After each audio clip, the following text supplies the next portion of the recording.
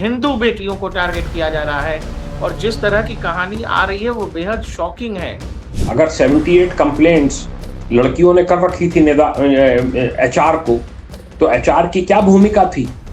HR में कौन कौन है जो इसको दबा रहे थे? जो समाज में बेहद उच्च पदों पर बैठे हैं, अगर वो भी ऐसे ही सोच रहे हैं तो इससे बचाव का रास्ता क्या है? बचाव का रास्ता ये है, हिंदू घरों की लड़कियां हैं, उनका क्या किस प्रकार का चरित्र निर्माण हुआ है कि वो इस प्रकार के प्रलोभनों में आ रही हैं, इस प्रकार के डराने से डर रही हैं। तो ये अब इशू नहीं रहा है कि जाहिल किस्म के हैं, बिना पढ़े लिखे हैं, गरीब तबके के हैं, इसलिए वो फाइनेंशियल किसी के दबाव में आ गए। ये सब पढ़े लिखे सेल्फ इंडिपेंडेंट लोग हैं और ऐसे जो राक्षस हैं उनको एक्सपोज करना चाहिए देश के सामने। उन बच्चियों को कैसे निकलना चाहिए या आगे भविष्य में किसी बच्ची के साथ ना हो कुछ ऐसा? एक मॉरल स्टैंड लेना पड़ेगा। मॉरल स्टैंड जब तक नहीं लेना कोई सीखेगा, हम लोगों ने भी सर्विस की है, मैं भी 36-37 साल सर्विस किया हूँ आईपीएस में। ऐसा तो है नहीं कि हम लोगों पे दबाव नहीं पड़ते रहे होंगे। चोर का एक की तरह की फंक्शनिंग होती है, 2 मिनट में निकल के भागते हैं वहां से। टीसीएस के टॉप मैनेजमेंट को लिखते, चेयरमैन को लिखते कि यहाँ पर ये हो रहा है, अभी 2 मिनट में वहां पे तमाशा खड़ा हो जाता पूरा। ऐसा थोड़ी है कि टीसीएस का मैनेजमेंट नीचे से ऊपर तक मिला हुआ है। कई बार ऐसा लगता है कि आप जब अपने बड़े सीनियर के पास गए, आप कंप्लेन कर रहे हैं, वो आपसे कहता है अरे कंपनी की छवि खराब होगी, कंपनी की इमेज की बात है, इस बात को यहीं दबा दो। निदा खान के सीनियर्स का भी इन्वॉल्वमेंट हो तो वो अपनी इज्जत की दांव लगाकर इसको नहीं फेस करना चाहिए इस प्रकार की घटनाओं। एक जिम्मेदार एक कॉरपोरेट सेक्टर है और एक नाम है टीसीएस का, तो उनको उसकी समीक्षा करनी चाहिए थी और उन्होंने नहीं करी है, तो उनके खिलाफ भी एक्शन लेना चाहिए पुलिस को। नमस्कार, आप देख रहे हैं डीएनपी इंडिया। मैं हूं प्रकाश ललित और आज हमारे साथ हैं उत्तर प्रदेश के पूर्व डीजीपी एके जैन सर। सर, बहुत बहुत शुक्रिया हमारे साथ जुड़ने के लिए। धन्यवाद। जैन सर को हमने आज इसलिए भी बुलाया है क्योंकि मुझे लगता है कि जब देश समस्याओं में होता है तब जब मुश्किल होती है और तब ऐसी मुश्किल जब दुश्मन लगता है कि ऐसा जिसको शायद हराया नहीं जा सकता है, तब तक आपको यूनिफॉर्म की याद आती है। और जिन लोगों ने यूनिफॉर्म में इस देश की बहुत शानदार सेवा की है और जिसके लिए मुझे लगता है इस देश को हमें आपको कृतज्ञ होना चाहिए, उनमें से एके जैन सर हैं। एके जैन सर, हमने आपको इसलिए भी याद किया है सर, आपने नासिक का मामला देखा होगा टीसीएस के अंदर। अब सर मामला ये है कि मल्टीनेशनल कंपनीज तक ये सब चला जा चुका है, जो हम अब तक देख रहे थे मदरसों में, मस्जिदों में छिटपुट घटनाएं जो आ रही थी। अब अगर मतलब टीसीएस जैसी कंपनियों में भी पढ़े लिखे लोग बाकायदा एकदम मोडस ऑपरेंडी ऐसी है कि पूरा का पूरा सर्किल एक ही काम में लगा हुआ है। वो लोग जो लाखों रुपए की मंथली कमा रहे हैं, जानबूझकर वो बच्चियां जो गरीब घर से हैं, हिंदू बेटियों को टारगेट किया जा रहा है और जिस तरह की कहानी आ रही है वो बेहद शॉकिंग है। अरविंद सर, देखिए, मेरा ये मानना है कि टीसीएस जैसे ऑर्गेनाइजेशन में अगर इस प्रकार की घटना घटित हो रही है तो ये एक बहुत चिंता का विषय है। एक बड़ा शर्मनाक पहलू है कि वहां पर भी जो एक एसओपीज बनी होती हैं, एक स्टैंडर्ड ऑपरेटिंग प्रोसीजर रहता है कि कौन किसको रिपोर्ट करेगा, कौन क्या करेगा। मुझे समझ में नहीं आता कि निदा खान नाम की महिला, क्या ये वहां पर सर्वे सर्वा बनी हुई थी? क्या इस घटना के बाद टीसीएस ने कोई इंटरनल ऑडिट कराया है? मिस्टर चंद्रशेखरन का बयान देख रहा था, टीवी चैनल्स पे आया है, और तो क्या उन्होंने कोई इंटरनल ऑडिट कराया है कि कौन किसको रिपोर्ट करता था? क्या वहां पर हायरार्की थी? जो टॉप में वहां बैठे हैं उनका क्या रोल था? जो पॉश एक कमेटी बनती है यौन उत्पीड़न को देखने के लिए, वो अपनी जगह थी कि नहीं थी? उसमें जो लोग हैं, क्या उनका भी किसी का इन्वॉल्वमेंट था? क्या निदा खान भी उसी कमेटी में थी? ये सब चीजों की जांच होनी चाहिए थी। इससे ऑर्गेनाइजेशन की, टाटास की छवि को आघात पहुंचता है। और अगर अब तक इन्होंने इसका कोई ऑडिट नहीं कराया है तो तत्काल कराया जाना चाहिए। खामोशी से ना बैठें, केवल पुलिस इन्वेस्टिगेशन पे बैंक ना करें। पुलिस को भी चाहिए कि वहां के जो टॉप पे हैं, मैं नासिक पुलिस कमिश्नर से भी रिक्वेस्ट करूंगा कि जो टॉप पे हैं टीसीएस में, नासिक में, उन सबको तलब करें कि वो क्या कर रहे थे। अगर 78 कंप्लेंट्स लड़कियों ने कर रखी थी एचआर को, तो एचआर की क्या भूमिका थी, एचआर में कौन कौन है जो इसको दबा रहे थे। ये सब चीजें देखी जानी चाहिए। ये बहुत गंभीर प्रकरण है। हमारे कंट्री में, हिंदुस्तान में इस टाइप की बातें होना ये नितांत शर्मनाक है। और वो भी टीसीएस जैसी ऑर्गेनाइजेशन में। अवश्य ही इस घटना से देश में टीसीएस को आघात पहुंचा है और उनको इस बात को समझना चाहिए। और जो उनके वहां पे टॉप बॉसेस हैं, उन सब के खिलाफ या तो कार्रवाई करें या वो स्पष्टीकरण दें अपना कि इसके लिए कौन जिम्मेदार है। अरविंद सर, मतलब एक तो मान लीजिए ये टीसीएस की एक घटना है जो सामने आ गई। हमने देखा है जैसे उत्तर प्रदेश की वो छांगुर वाली घटना जो थी, जिसमें बकायदा रेट लिस्ट तय थी। अब उत्तर प्रदेश में कन्वर्जन के खिलाफ लॉ है, तो यहाँ पर धरपकड़ हो गई। सांगुर वाले मामले में तो बकायदा रेट लिस्ट था कि दलित लड़की है तो उसका क्या रेट है, ब्राह्मण लड़की है तो उसका क्या रेट है, ठाकुर है तो उसका क्या रेट है, ये हमने देखा है। लेकिन अब इसमें बात यह है कि वो लोग जिनका जो बड़ी बड़ी दाढ़ी नहीं रखते हैं, जो सामने से एकदम वो व्हाइट कॉलर है, और व्हाइट कॉलर होकर के भी वो वहां पर अगर यही काम कर रहे हैं, मतलब दिमाग हमेशा एक ही तरफ है। वो लोग जो समाज में निचले तबके पर हैं, वो लोग जो समाज में बेहद उच्च पदों पर बैठे हैं, अगर वो भी ऐसे ही सोच रहे हैं, तो इससे बचाव का रास्ता क्या है? बचाव का रास्ता यह है कि हमें इस चरित्र निर्माण पर भी ध्यान देना चाहिए। हिंदू घरों की लड़कियां हैं, उनका क्या किस प्रकार का चरित्र निर्माण हुआ है कि वो क्या इस प्रकार के प्रलोभनों में आ रही हैं, इस प्रकार के डराने से डर रही हैं। क्या इतने वहां के लोग और इतने उनके परिवारीजन, इतने हिंदू संगठन इतने कमजोर हो चुके हैं? ये भी तो देखना चाहिए कि आप जो है चंद पैसों के लिए, क्योंकि वहां पे आपकी सर्विस बनी रहे, इसलिए आप हर प्रकार का उत्पीड़न सह रहे हैं। आपसे नमाज पढ़ने को कहा जा रहा है तो आप नमाज पढ़ रहे हैं, आपसे रोजा रखने को कहा जा रहा है तो आप रोजा रख रहे हैं, आपसे छेड़छाड़ की जा रही है तो आप उसके लिए पुलिस कंप्लेंट नहीं कर रहे हैं। कोई ये नहीं है कि पॉश में ही कंप्लेंट हो सकती है, पुलिस में भी कंप्लेंट करनी चाहिए थी।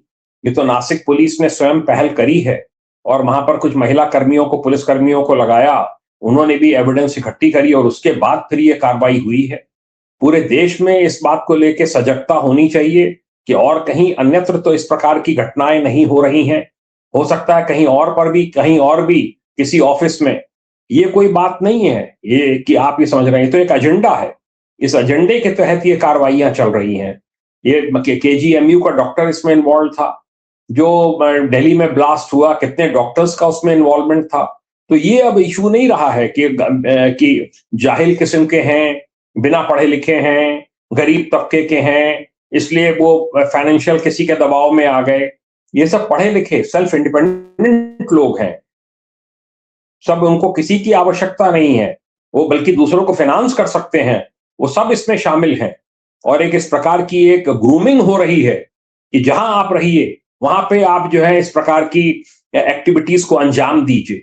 इसमें तरीका यही है, कठोर से कठोर कार्रवाई हो, इन सबको निष्कासित किया जाए, लंबे समय तक जेलों में रहें और जेलों में रहते रहते चार्जशीट लग जाए, जिससे कि ट्रायल शुरू हो जाए और ये जेल से बाहर ना निकलने पाए। और सारे देश सतर्कता बरती जानी चाहिए कि कहीं और इस प्रकार की हरकतें तो किसी और कॉरपोरेट में से, कॉरपोरेट जिहाद नाम दिया गया है, ये नया नाम मिला है इसके बाद, कॉरपोरेट जिहाद। अब तक ऐसा नाम नहीं आता था। शर्मनाक है जो इस प्रकार की हरकतें हो रही हैं। और अब हिंदू संगठन वहां जा रहे हैं, वहां घेराबंदी करने की कोशिश कर रहे हैं। अब क्या करेंगे? और जो उनके माँ बाप हैं लड़कियों के, उनको भी इस पे ध्यान देना चाहिए, अपने बच्चियों से संवाद रखना चाहिए कि उनको किसी तरह की कोई परेशानी तो नहीं है। ऐसा तो है नहीं कि वो बहुत खुश होंगी। अगर उनसे समझा जाता, उनके जो कुलीग्स हैं उन्होंने समझा होता, तो इस प्रकार की घटना कतई घटित नहीं होने पाती। खैर, एक्शन हुआ है, अब नासिक पुलिस एक्शन ले रही है, महाराष्ट्र की गवर्नमेंट ने अब एक्शन इनिशिएट किया है और मुझे लगता है कि बिल्कुल इसको उसके अंजाम तक पहुंचाएंगे। और जो जो इस रैकेट में इन्वॉल्व हैं, उन सब का इलेक्ट्रॉनिक प्रिंट, पूरा इलेक्ट्रॉनिक डेटा वगैरह कलेक्ट करके, लड़कियों के बयान लेकर, और जब ये कार्रवाई होगी तो मुझे लगता है कि कुछ लड़कियां अवश्य सामने आएंगी, जो है मुकदमे लिखाएंगी, और मुकदमे लिखाने भी चाहिए। जो इस प्रकार का उत्पीड़न हुआ है इसको कतई बर्दाश्त नहीं किया जाना चाहिए। इसमें कोई बदनामी की बात नहीं है, इसमें कोई बदनामी की बात नहीं है। अब ये कोई टैबू नहीं रहा है हमारे कंट्री में। सामने आए, उसको लिखाएं, और ऐसे जो राक्षस हैं उनको एक्सपोज करना चाहिए देश के सामने। सर, इस पूरे केस में हुआ क्या कि मतलब जो हम लोग अपने आम दिनचर्या में देखते हैं, हम लोग भी 12-15 साल से हैं। कई बार क्या होता है, जूनियर लेवल पर जब किसी तरह का शोषण हो रहा है, वो चाहे मानसिक शोषण हो, जैसे हम लोग मेल हैं तो आपका मानसिक शोषण करेगा आपका सीनियर। तो कई बार आदमी को ये लगता है कि मैं अगर अपने सीनियर के खिलाफ जाऊँगा या सीनियर के खिलाफ कुछ बोलूँगा, शायद मेरी नौकरी नहीं बचेगी, घर परिवार की स्थिति ठीक नहीं है। इसी तरह की स्थितियों में शायद क्या वो लड़कियाँ फँस गईं, और अगर पारिवारिक स्थिति ठीक नहीं है और परिवार का बैकग्राउंड ठीक नहीं है, और आपको जब इस तरह का माहौल मिल रहा है जहाँ आपका सीनियर रेगुलर आपके देवी-देवताओं को गाली दे रहा है, रेगुलर वो आपसे कह रहा है कि आपको बीफ खाना चाहिए, आपको रोज़े रखने चाहिए। इस मनोदशा के साथ जहाँ नौकरी भी बचानी है, सीनियर को खुश भी रखना है और जो कह रहा है उसी हिसाब से चलना है।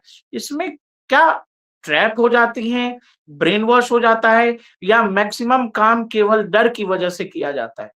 और इससे निकलने का क्या रास्ता है? उन बच्चियों को कैसे निकलना चाहिए, या आगे भविष्य में किसी बच्ची के साथ ना हो कुछ ऐसा, क्या करना पड़ेगा? अपने घर में क्या बच्चियों को अब ये बताना पड़ेगा कि बाहर हो क्या रहा है? एक मॉरल स्टैंड लेना पड़ेगा। मॉरल स्टैंड जब तक नहीं लेना कोई सीखेगा, हम लोगों ने भी सर्विस की है, मैं भी 36-37 साल सर्विस किया हूँ आईपीएस में। ऐसा तो है नहीं कि हम लोगों पे दबाव नहीं पड़ते रहे होंगे, पर अगर मैं उस दबाव में कोई नितांत गलत कार्य करूं, कोई किसी क्राइम में भागीदार बन रहा हूं, तो उसके लिए मैं ही जिम्मेदार हूं, कोई और जिम्मेदार नहीं है। लड़कियां ही इसके लिए जिम्मेदार हैं। कल आपकी ऑर्गेनाइजेशन में कोई लड़की हो, अगर आपसे कोई पलट के कुछ कह दे, हिम्मत नहीं है आपकी कि आप उस पर दोबारा आंख उठा के देख सकें। कल वो कह दे कि आपने अगर दोबारा इस प्रकार की हरकत करी तो मैं पुलिस पे जाके सीधे अभी इसकी एफआईआर लॉन्च कराऊंगी। हिम्मत नहीं है किसी आदमी में, है क्या? मुझे बताइए। कोई अगर कह दे इस प्रकार से तो आदमी की सिट्टी बिट्टी गुम हो जाती है कि नहीं भाई, ये तो कंप्लेंट करने को कह रही है। मुझे बड़ा आश्चर्य है कि कोई भी इतना नैतिक साहस नहीं जुटा पाया कि जाकर पुलिस में कंप्लेंट करे। वहीं पे इंटरनल जो कंप्लेंट कमेटी है उसमें निदा खान के से पे ही पूरा डिपेंडेंट हो गए हैं। ये तो गलत है। सबको मिलकर वहां पर आवाज उठानी चाहिए थी। अगर लड़कियां हैं आपस में शेयर करना चाहिए था, और जब कुछ 5-10 को पता चलता कि हाँ इसके साथ भी हुआ, इसके साथ भी हुआ है, तो इकट्ठा होना चाहिए था। जहां इकट्ठे होते अभी 2 मिनट में सबके सब, इनका तो ये चोर का एक की तरह की फंक्शनिंग होती है। 2 मिनट में निकल के भागते वहां से, टीसीएस के टॉप मैनेजमेंट को लिखते, चेयरमैन को लिखते कि यहां पर ये हो रहा है। अभी 2 मिनट में वहां पे तमाशा खड़ा हो जाता पूरा। ऐसा थोड़ी है कि टीसीएस का मैनेजमेंट नीचे से ऊपर तक मिला हुआ है। कुछ वहां पे हैं जो कि वहां पे हेड्स बने हुए हैं अलग अलग विंग्स के, वो मुस्लिम्स हैं, वो कर रहे हैं with the support of Nida Khan and 2-3 others. उसमें मैं देख रहा था 1-2 हिंदुओं के नाम भी हैं। शर्म आनी चाहिए उनको कि वो हिंदू लड़कियों का उत्पीड़न करा रहे हैं। मैंने सुना है कुछ इसमें मुस्लिम लड़कियों का भी उत्पीड़न हुआ है। अगर मुस्लिम बच्चियों का भी उत्पीड़न हुआ है वो भी गंभीर बात है, उनको भी साथ लेके चलना चाहिए, उनकी भी सुरक्षा हमको सुनिश्चित करनी चाहिए। उनके संबंध में भी एक्शन हो रहा होगा, ये मुझे पूरा विश्वास है। महाराष्ट्र की गवर्नमेंट पर और नासिक के पुलिस कमिश्नर का कल मैं बयान सुन रहा था। वहां की जो कुछ महिला पुलिस कर्मियों ने अच्छा कार्य किया है, जो इंटेलिजेंस कलेक्ट किया है, उसके लिए उनको साधुवाद देना चाहूंगा, उनको बधाई दी जानी चाहिए। सर, इस पूरे मामले में जो जैसे आप कह रहे हैं कि भाई निदा खान सर्वे सर्वा तो थी नहीं, लेकिन निदा खान एचआर हेड थी सर। ये जो कंपनियों में एचआर हेड होते हैं, टीम लीडर होते हैं, ये बड़े ताकतवर होते हैं। और कई बार ऐसा लगता है कि आप जब अपने बड़े सीनियर के पास गए, आप कंप्लेन कर रहे हैं, वो आपसे कहता है, अरे कंपनी की छवि खराब होगी, कंपनी की इमेज की बात है, इस बात को यहीं दबा दो। हो सकता है निदा खान से ऊपर भी अगर मामला एस्केलेट होता, जब तक ये मामला मीडिया में नहीं आ गया था उससे पहले, और भी लोग इसको शायद दबा ही रहे होंगे कि नहीं, नहीं इसको इंटरनल मैटर है, इंटरनल सॉर्ट आउट कर लेंगे, अंदरूनी तौर पर इसको खत्म करेंगे।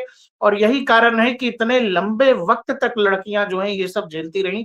कुल 12 लड़कियां हैं ऐसी जिनको ये झांसा दिया गया कि आपको घर परिवार से छोड़ के सबके डॉक्यूमेंट ले लिए गए और सबको कहा गया कि आप सबको हम लोग मलेशिया भेज देंगे।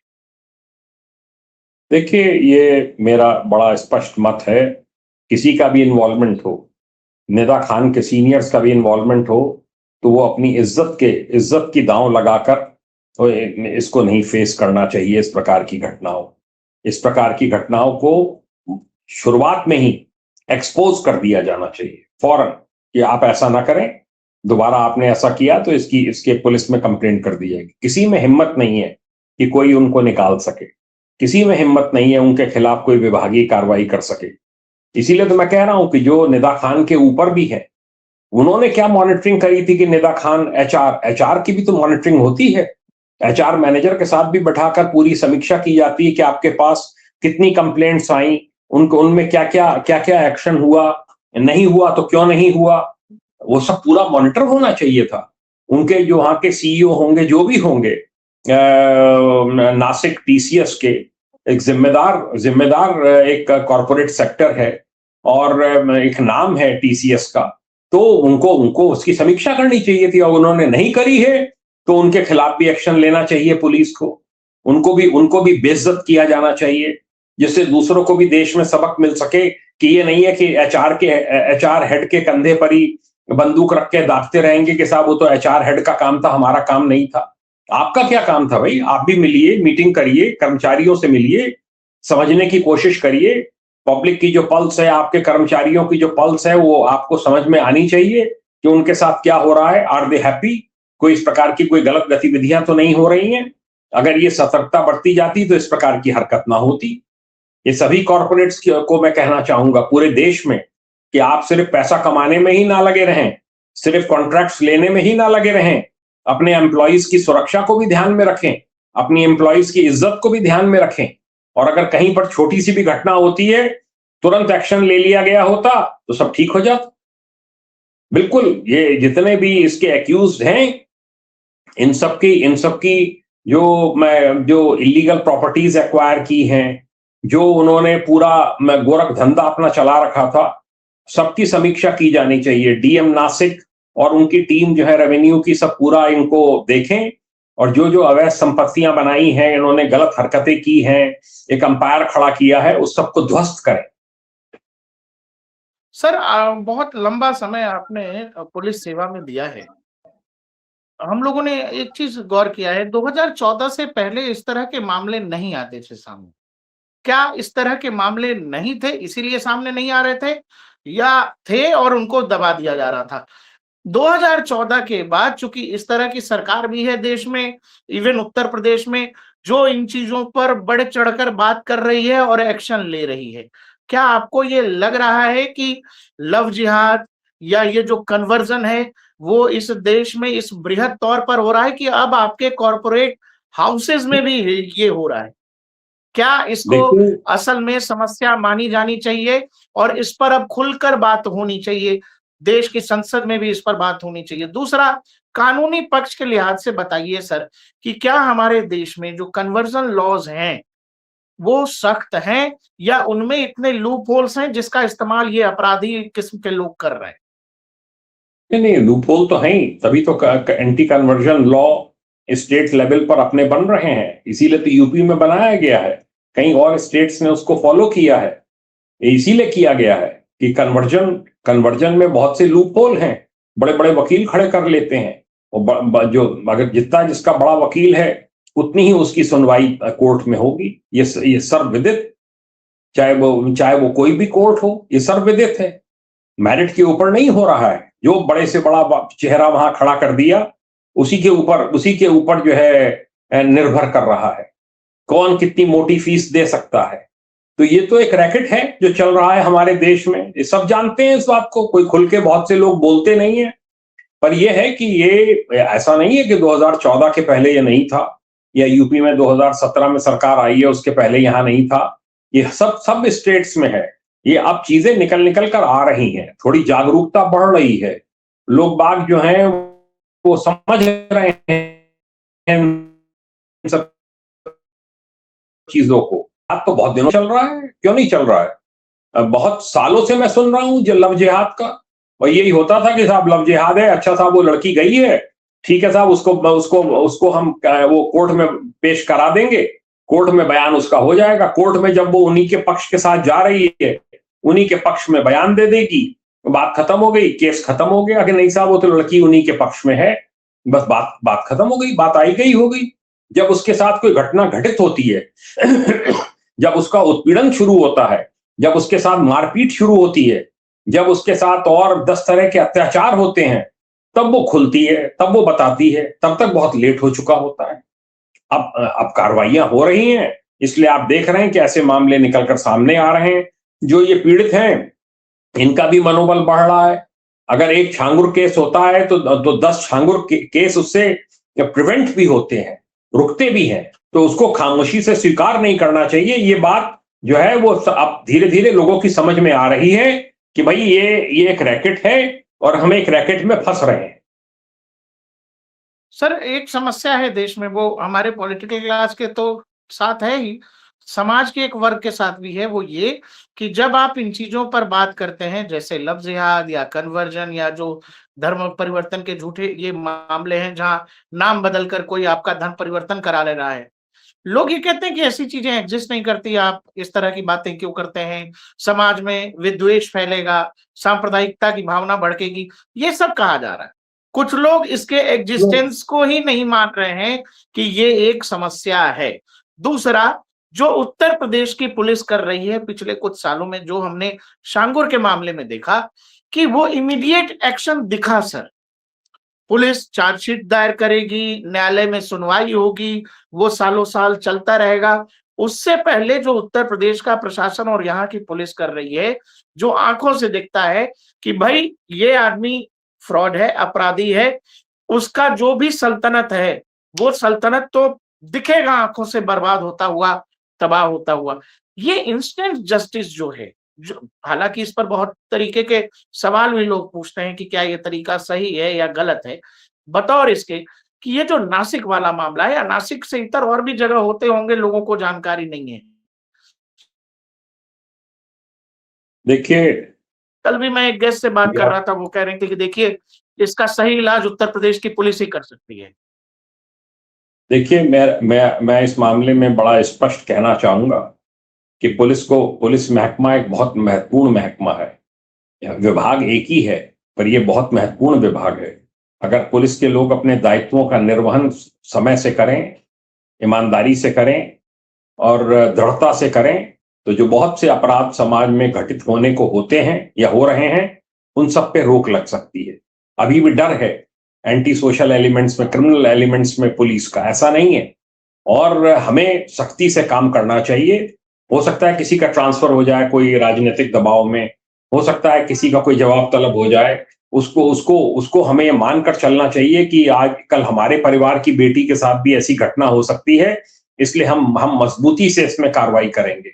और जो और पीड़ित पक्ष है उनको भी चाहिए कि वो रिपोर्ट करें, एक ग्रुप बनाएं, जाएं, सीनियर ऑफिसर से मिलें, थाना लेवल पे नहीं जाना चाहते कोई बात नहीं, सीनियर मोस्ट ऑफिसर के लेवल पे जाएं, वहां जाकर उनसे मिलें, उनको जाके कंप्लेंट करें सुनवाई होगी, डेफिनेटली होगी।